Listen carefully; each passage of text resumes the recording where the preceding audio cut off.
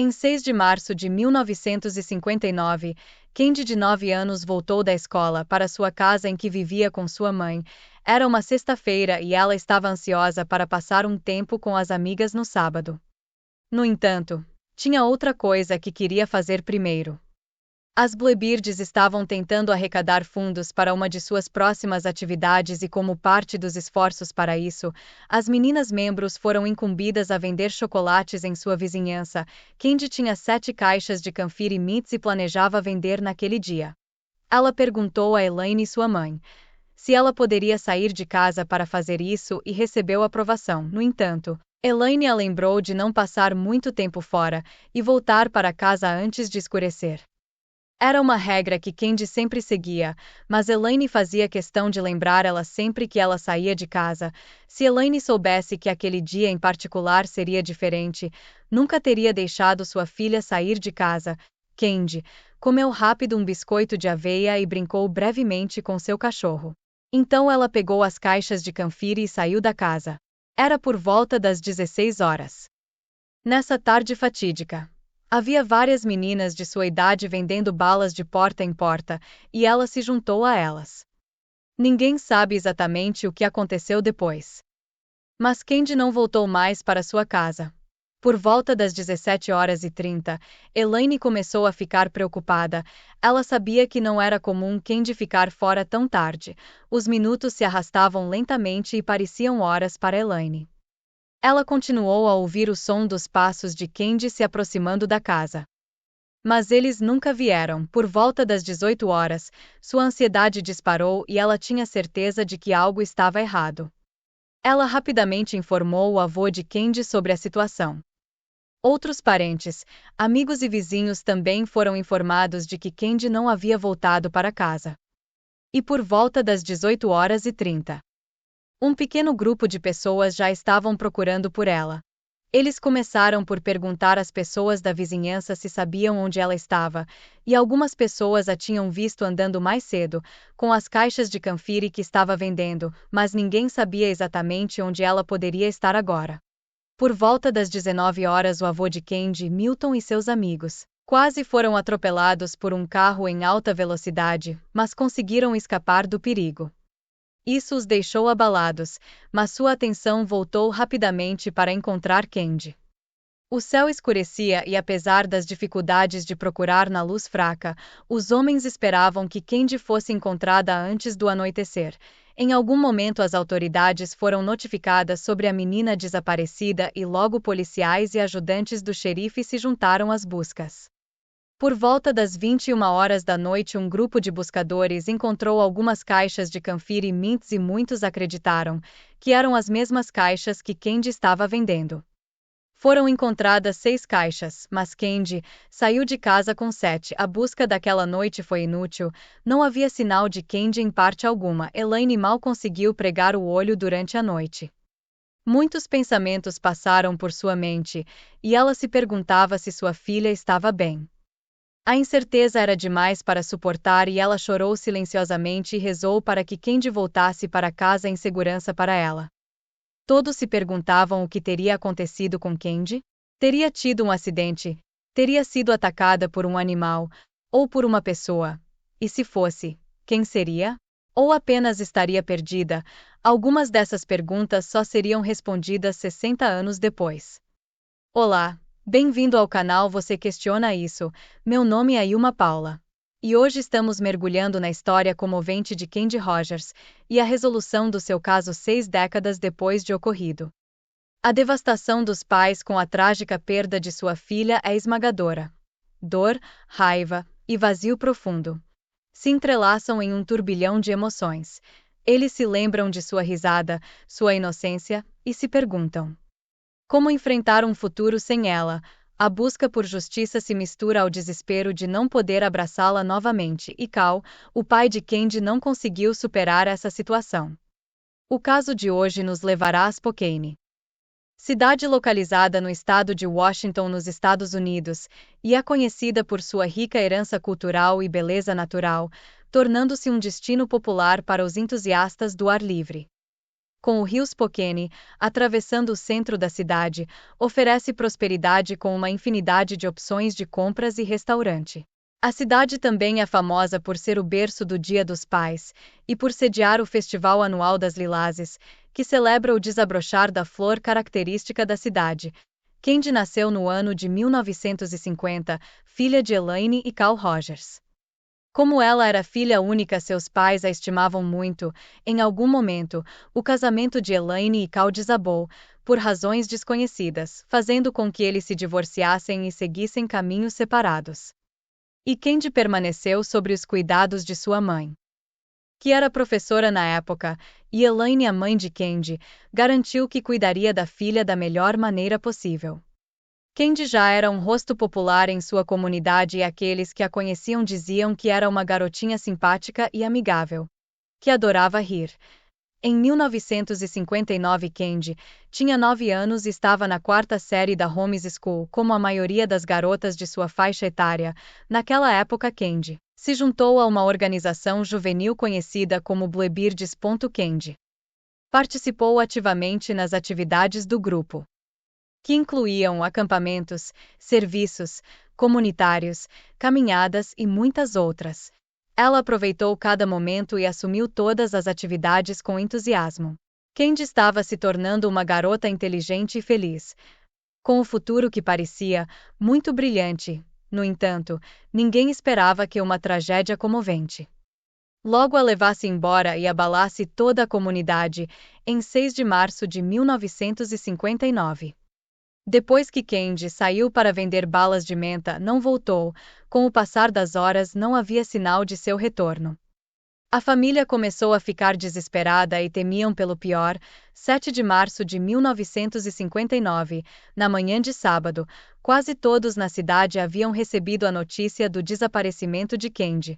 Indivíduos bem-intencionados marcharam em grande número para começar a busca por Candy. Os policiais andaram a cavalo em veículos para realizar as buscas. Eles olharam através da floresta e ao longo das estradas principais. A aeronáutica também auxiliou nas buscas, cedendo um helicóptero. A aeronave foi abordada por 4 pessoas e um piloto. Ao sobrevoar os rios Spokane, o piloto não conseguiu ver um fio de alta tensão até o último momento e acabou tropeçando nele. O efeito foi imediato, o helicóptero saiu de controle e caiu no rio, matando instantaneamente 3 dos 5 homens a bordo. O aviador Merlise D. Rey e o sargento William McDonalds foram os 3 homens que perderam a vida tragicamente naquele dia. Todos que estavam na busca por Candy ficaram tristes com o trágico evento. Mas isso pouco ajudou a desencorajá-los de procurá-la. Eles permaneceram determinados. E então intensificaram seus esforços. Nenhum deles queria que a morte dos 3 heróis fosse em vão. Mas, apesar dos esforços de todos, não tiveram sorte em localizar Candy. Por vários dias, foi como se ela simplesmente tivesse desaparecido sem deixar rastros. A cada dia que Candy permanecia desaparecida, Elaine parecia mais uma sombra de si mesma. Ela se recusava a tocar em suas refeições e constantemente olhava para o nada. Não saber o paradeiro de sua única filha estava lentamente deixando-a louca. O fardo em seu coração era demais para suportar. Em 22 de março de 1956, completou 16 dias desde que Candy estava desaparecida, e foi o dia em que ela foi encontrada.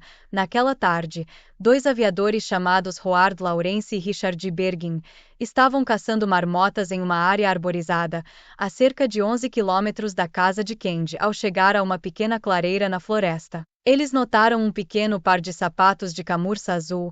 A delicadeza artesanal dos sapatos e o tamanho pequeno indicavam que pertenciam a uma criança. Eles ficaram perplexos e se perguntaram como os sapatos haviam chegado tão longe da cidade. Depois de olhar em volta e esperar um pouco para ver se alguém reclamaria os sapatos, eles o pegaram e voltaram para a base. Os 2 homens não paravam de falar sobre a descoberta que fizeram na floresta, e a notícia logo se espalhou como fogo. Os sapatos foram entregues à polícia, que contactou o avô de Kant para saber se ele os identificava. Eles tinham uma forte suspeita de que os sapatos pertenciam à menina, que passaram vários dias procurando. Quando o avô de Candy viu os sapatos, disse aos policiais que eles realmente se pareciam com os que ela usava. Com essa confirmação, os policiais decidiram focar as buscas na área onde os sapatos haviam sido encontrados. Como havia escurecido, seria difícil fazer uma busca naquela noite, então eles concordaram em esperar até a manhã seguinte. O dia seguinte era um domingo, e ao amanhecer uma equipe de oficiais e voluntários haviam chegado à clareira, onde os sapatos foram encontrados. Imediatamente, começaram a procurar pela área. Mas inicialmente não encontraram nada. Depois de algum tempo, um dos policiais de repente se deparou com um pequeno monte feito de arbustos e folhas de pinheiro. Ele achou estranho e decidiu dar uma olhada mais de perto. Para seu horror, viu um joelho saindo debaixo da pilha. Ele limpou cuidadosamente as folhas, o que revelou o corpo em decomposição de uma criança. Ele instantaneamente a reconheceu como a garotinha que eles estavam procurando. As roupas que ela vestia estavam rasgadas em alguns lugares, e quando o policial olhou para seus pés, percebeu que estavam amarrados. Uma tira rasgada de pano foi usada para fazer isso. Também enrolado em seu pescoço havia outra tira de roupa. O oficial rapidamente alertou os outros rastreadores, e logo depois, o corpo foi retirado da área para autópsia. Os parentes de Candy foram imediatamente contactados e informados sobre o estado em que ela foi encontrada. Ao saber que sua filha estava morta, Elaine perdeu a consciência e teve que ser colocada sob sedação. Mais de 1.000 voluntários que ofereceram seu tempo, recursos e energia para procurar por Candy ficaram chocados com a notícia. Havia um sentimento geral de pavor no ar. E a partir daquele momento muitas pessoas começaram a temer por sua segurança e também pela de seus filhos. Nesse momento, a escritora local Dorothy Johnson escreveu uma poesia com o propósito de consolar a alma e melhorar o ânimo das pessoas. No coração da floresta mora o leve espírito de uma menina, preso entre o falhar das folhas e a dança dos raios e do sol que se filtram por entre as folhas das árvores. Sua risada brincalhona parece flutuar no ar, lembrando dias cheios de risadas e explorações. Uma hora de melancolia se entrelaça à sua presença como as vítimas que abraçam os troncos antigos, que teve seu último suspiro entre essas sombras serenas. Sua alma se fundiu com a própria essência da floresta, que ela amava. Cada suspiro do vento carrega consigo um eco de sua alegre risada e um brilho de sua inocência. Os pássaros param em seu rastro para ouvir sua voz, enquanto as flores parecem se curvar em saudação silenciosa. Seu espírito curioso se mistura com a curva dos riachos e a maciez das folhas da grama, embora seu tempo neste mundo tenha sido breve. Sua essência continua viva. Um lembrete eterno da fragilidade e beleza da vida que já existiu, quem divide em cada sussurro do vento, em cada folha que cai. Seu espírito pertence à floresta que a viu partir. Mas a dura realidade atingiu as pessoas como uma parede de concreto. O resultado da autópsia realizada no corpo de Candy revelou que ela havia sido abusada e depois estrangulada até a morte. Detetives do Departamento de Polícia de Spokane imediatamente iniciaram uma investigação para descobrir quem era o culpado. Vamos colocar todos os homens disponíveis no caso e mantê-los lá, até que a coisa seja resolvida, disse à mídia o chefe de polícia. Sabemos o que estamos procurando agora. Muitas pessoas foram interrogadas, mas os detetives não conseguiram obter nenhuma informação útil. A primeira pessoa que a autoridade suspeitou de ter cometido o crime foi um serial killer preso chamado Hugh Bayer Morse. E tinham boas razões para acreditar que ele tinha algo a ver com isso. Quando a autópsia foi realizada no corpo de Candy, uma estranha mancha roxa com cheiro de goma de uva foi notado em suas roupas. Ele era conhecido por ter um gosto especial por goma de uva, mas quando ele foi questionado sobre o assassinato de Candy, ele negou qualquer envolvimento nisso. Como não havia provas de que ele fosse o assassino que procuravam, não foi possível fazer acusações contra ele. No entanto, ele permaneceu como principal suspeito no caso por muito tempo. Além dele, os detetives também investigaram várias possibilidades que surgiram após a morte de Candy, mas nenhuma delas provou ser útil. Candy acabou sendo enterrada, e seus familiares devastados esperavam que seu assassino fosse levado à justiça mais cedo ou mais tarde, mas vários meses se passaram depois disso, e o caso continuou difícil para os detetives resolverem. Em junho de 1963, 4 anos após a morte de Candy, seu pai, Cal, infelizmente tirou a própria vida. Incapaz de lidar com a perda de sua filha, na época ele morava em um hotel em Valavala. Os anos se passaram e Candy começou a desaparecer das memórias de muitos. Mas sua família e os detetives do Departamento de Polícia de Spokane nunca esqueceram. Este é o tipo de caso que tem sido o Monte Everest de nossos casos arquivados. Aquele que parece que nunca conseguimos superar, disse o detetive Isaac Sorma, do Departamento de Crimes Graves da Polícia de Spokane. Em 2001 houve um avanço significativo na tecnologia de DNA em comparação com a década de 1950. As roupas de Candy de quando seu corpo foi encontrado foram cuidadosamente guardadas pelas autoridades como prova. Essas roupas foram agora enviadas ao laboratório com a esperança de que o DNA do assassino pudesse ser identificado. Os investigadores forenses rapidamente começaram a trabalhar e conseguiram determinar que a calcinha de Candy continha DNA. Eles foram capazes de isolar o DNA disso. E foi usado para criar um perfil de DNA. Foi um período emocionante para os detetives, pois eles se sentiram mais perto do que nunca de resolver o caso. O perfil de DNA recém-desenvolvido foi então carregado no banco de dados, mas infelizmente nenhuma correspondência foi encontrada. Em 2002, os detetives compararam o perfil de DNA ao de Morse, que permaneceu em seu radar por muito tempo. No entanto, para sua decepção, descobriram que ele não era o homem que procuravam.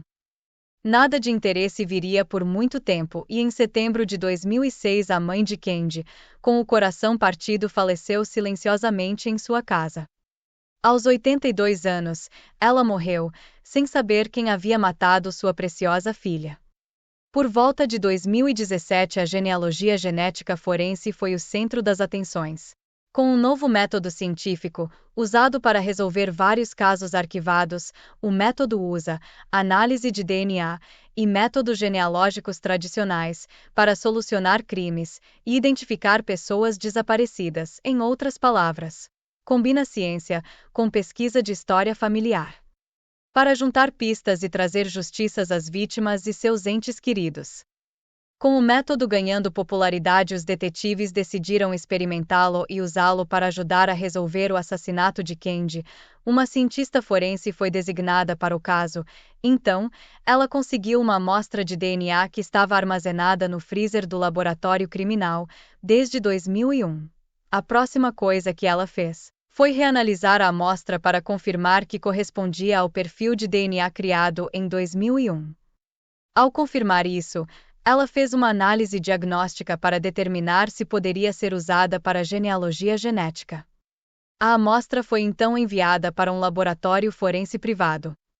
No entanto, isso acabou sendo um esforço inútil, pois, de acordo com o laboratório, a amostra de DNA estava muito degradada para trabalhar. As esperanças foram completamente frustradas. Quando eles receberam essa notícia, mal conseguiram esconder sua decepção, mas tiveram um golpe de sorte. Souberam de um determinado laboratório que poderia trabalhar com eficiência com DNA degradado, como no caso de Candy. O laboratório era conhecido como Otron e estava localizado no Texas. Brittle procurou para saber se o caso de Candy era possível. Ao receber a resposta positiva, ela enviou uma pequena quantidade da amostra de DNA. 6 meses depois, o laboratório voltou com um resultado. 3 irmãos foram identificados como possíveis suspeitos. Seus nomes eram John Andrew e Terrorior. Após uma investigação mais aprofundada, os detetives descobriram que um dos homens, John, tinha uma filha chamada Kate. Eles decidiram contatá-la para informá-la de que estavam investigando o seu pai já morto. A essa altura, Eu já havia procurado uma garotinha assassinada em 1959, então eu sabia quem era Candy, disse Kate, e forneceu aos detetives uma amostra de DNA que foi então analisada e o resultado foi surpreendente e revelou que era 2,9 milhões de vezes mais provável que o DNA de Kate estivesse relacionado ao perfil de DNA suspeito do que estaria a população em geral. Com isso, os detetives ficaram certos de que John era o assassino, que passaram décadas procurando. Verificaram os antecedentes sobre ele e descobriram que, além de ter crescido em Spokane, na época de seu assassinato, ele morava a cerca de 1 quilômetro da casa de Candy, também tinha um passado conturbado. Em 1956, aos 17 anos. Em 1961, 2 anos após a morte de Candy, foi preso por agredir uma mulher.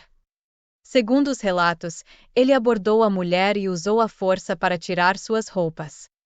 Enquanto ela lutava e gritava por socorro, ele usou as roupas dela para amarrá-la antes de tentar estrangular.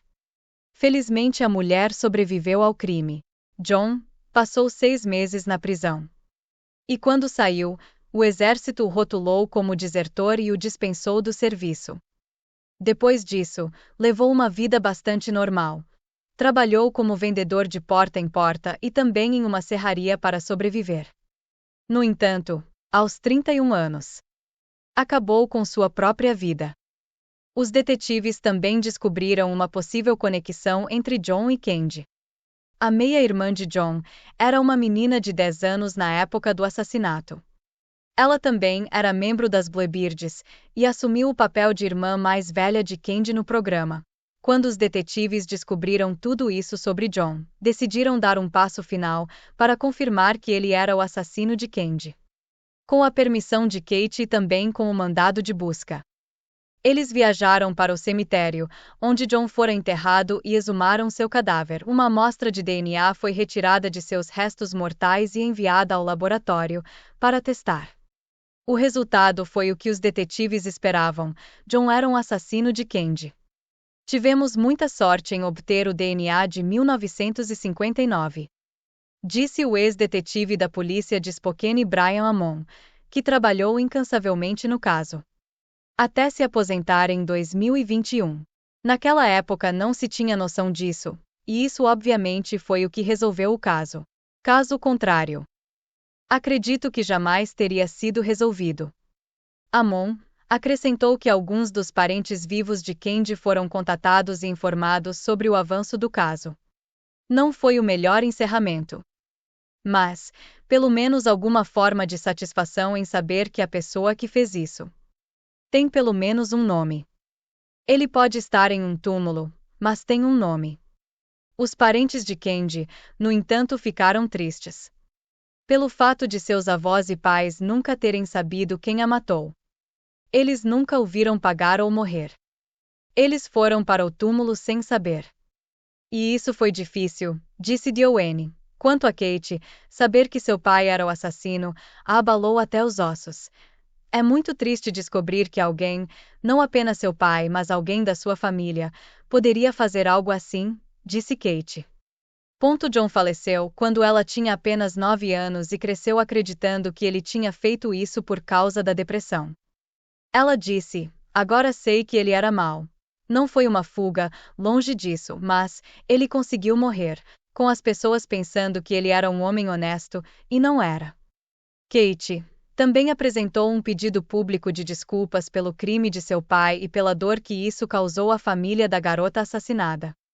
Sinto muito pelo que meu pai fez ao tirar a vida dela horrivelmente. Ela disse: espero que dê paz saber que mesmo que não haja realmente justiça porque ele não recebeu nenhuma punição. Seu nome teve isso. Agora, eles podem saber que está resolvido. Através do ato de um homem, uma família mergulhou na miséria e permaneceu no escuro por mais de 60 anos. No entanto, a determinação e perseverança de várias gerações de detetives ajudaram a revelar sua identidade e trazer a família enlutada à tão necessária conclusão. Fiquem sempre de olhos bem abertos com seus filhos, pois sempre há um predador à espreita. Obrigada por assistir até aqui.